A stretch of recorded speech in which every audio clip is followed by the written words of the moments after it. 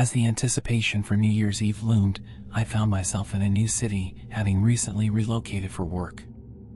I didn't have many friends in the area, but one of my coworkers extended an invitation to join them at a club to ring in the new year. Eager for a night of celebration and socializing, I accepted the offer. Having some work to finish, I arrived at the club later than my friend. As I stepped out of my car, I noticed a man in the parking lot staring at me. A brief chill ran down my spine, but I brushed it off, attributing it to the unfamiliarity of being in a new place. With the promise of a vibrant night ahead, I made my way into the club, leaving the man behind. Inside, the atmosphere was electric. The music thumped, lights danced, and people reveled in the excitement of the impending new year. I engaged in conversations with strangers, making the most of the opportunity to meet new people and immerse myself in the city's nightlife. Around 1 a.m., my friend decided to call it a night and left the club. I decided to stay a bit longer, enjoying the pulsating energy of the crowd. However, after about 30 minutes, I too decided to head home. As I approached the parking lot, a sinking feeling settled in the pit of my stomach. My car's window was shattered, pieces of glass glinting in the dimly lit space. Panic set in as I cautiously approached, realizing that I had become a victim of a break-in. Out of the shadows emerged the man I had noticed earlier, and this time, he brandished a menacing knife. Fear gripped me as he demanded my car keys and wallet. With no other option, I handed them over, watching helplessly as he sped away in my car, leaving me stranded in the chilly night. Shaken and with a pounding heart, I reached for my phone and dialed the police. In the midst of my distressed explanation, the dispatcher informed me that a prisoner had escaped the previous night and provided a description that matched the man who had just robbed me. It dawned on me that this wasn't an ordinary criminal, it was an escaped convict on the run. In the days that followed, a sense of relief washed over me as the authorities successfully apprehended the escaped prisoner. They returned my car, and I reclaimed a semblance of normalcy. The ordeal served as a harsh reminder of the unpredictability of life, especially in a new and unfamiliar city. From that night on, I became more vigilant, paying heightened attention to my surroundings and scrutinizing those who seemed out of place. The New Year's Eve that began with the promise of celebration had morphed into a harrowing experience, but the resilience to rebuild and the lessons learned in vigilance would stay with me long into the future. Several years ago, on the cusp of a new year, my friend decided to host an exclusive party meant only for a select group of friends. In the days leading up to New Year's Eve, we ventured to grocery stores together to stock up on supplies for the upcoming celebration. Little did we know that the seemingly innocuous gathering would take a dark turn, revealing the shadow of a brewing conflict and a chilling encounter with an individual on the edge. During our pre-party shopping excursion, my friend confided in me about a lingering issue with one of his coworkers.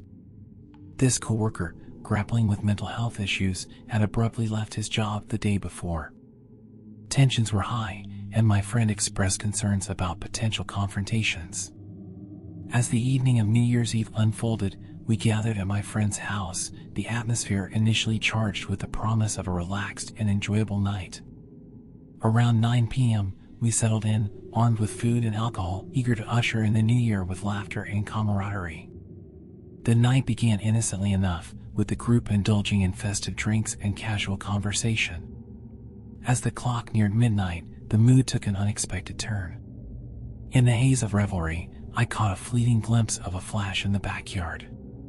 Dismissing it as a figment of my inebriated imagination, I chose not to mention it to the others. However, my friend's keen observation soon validated my experience when he spotted movement in the backyard, alerting the rest of the group. Initially met with skepticism, our concerns escalated when, an hour later, a mysterious figure appeared by the window. Quick to react, my friend, who happened to possess a firearm, wasted no time in grabbing it and chasing the intruder. In a stroke of luck, the trespasser managed to evade capture, fleeing into the night. Fearful for our safety, my friend promptly contacted the police, who arrived at the scene to launch an investigation. With my friend's insight into the ongoing workplace conflict, he pointed a finger at his troubled coworker as a potential suspect. To our shock, the police later revealed that the individual had recently been confined to a mental institution, escalating concerns about his mental state. As the investigation unfolded, a more sinister revelation came to light. The co-worker had committed an armed robbery at a store earlier that day. Armed with a gun, he posed a serious threat not just to us, but to anyone who crossed his path. Miraculously, the night ended without harm befalling any of us, but the realization of how close we came to danger lingered like a haunting specter. The police swiftly apprehended the disturbed individual, securing both him and the weapon he carried. It became clear that the New Year's Eve intrusion was just one chapter in a broader narrative of a troubled individual spiraling out of control. The incident left an indelible mark on our collective consciousness, serving as a stark reminder of the unpredictable nature of human behavior, especially when mental health issues are involved. In the aftermath, my friend reflected on the importance of avoiding conflicts with those we don't know well, recognizing the potential dangers that could lurk beneath the surface. The party that began with the promise of celebration ended with a sobering lesson about the fragility of our sense of security in the face of unforeseen dangers.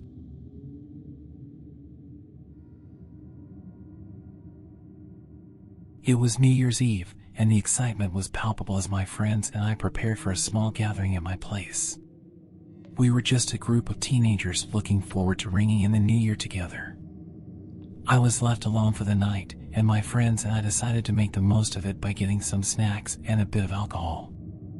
As the clock neared 11 p.m., we began our celebration with laughter, music, and the clinking of glasses. Little did we know that our seemingly innocent celebration would take a dark turn that would leave a lasting impact on my perception of trust. Around midnight, there was a sudden, forceful knock on my door. Startled, I approached cautiously, wondering if perhaps someone from the neighborhood had taken issue with our revelry. When I opened the door, two men stood before me, dressed in what appeared to be police uniforms. They claimed they had received noise complaints from neighbors and warned us that if we made any more noise, they would have to check our home. Feeling a knot of anxiety tighten in my stomach, I assured them that we would keep it down. After they left, I couldn't shake the feeling that something was off. We had been relatively quiet, and the noise complaints seemed disproportionate. Memories of stories about fake cops circulating in our neighborhood from the previous year flashed in my mind. Approximately 30 minutes later, the ominous knock returned. This time, the so-called officers insisted they needed to come inside. Panic set in, and I hesitated, refusing to let them enter. They insisted that we could resolve the matter peacefully if I opened the door. In a desperate attempt to buy time, I glanced through our security camera footage. To my horror, the camera revealed two masked individuals lurking just 10 meters from our front door. The realization hit me like a freight train. Those two men outside were not alone. The fake cops were part of a larger, more sinister plan. My heart raced as I frantically motioned for my friends to stay quiet and called the real police. As I engaged in a tense conversation with the imposters, my friend managed to relay our dire situation to the actual authorities. The imposters, growing impatient, threatened to break down the door if I didn't comply with their demands. 10 agonizing minutes later, the police arrived, sirens wailing in the distance. The imposters were apprehended, and the truth came to light. They were criminals who had been using the guise of fake police officers to rob unsuspecting victims. The experience left me shaken and filled with a sense of vulnerability that lingered long after the incident. In the aftermath, my trust in the very symbol of authority, the police, was profoundly shaken. The realization that those we expect to protect us could be exploited for nefarious purposes left a lasting scar on my psyche. New Year's Eve, a night meant for celebration, had morphed into a chilling encounter that forever altered my perspective on trust and safety.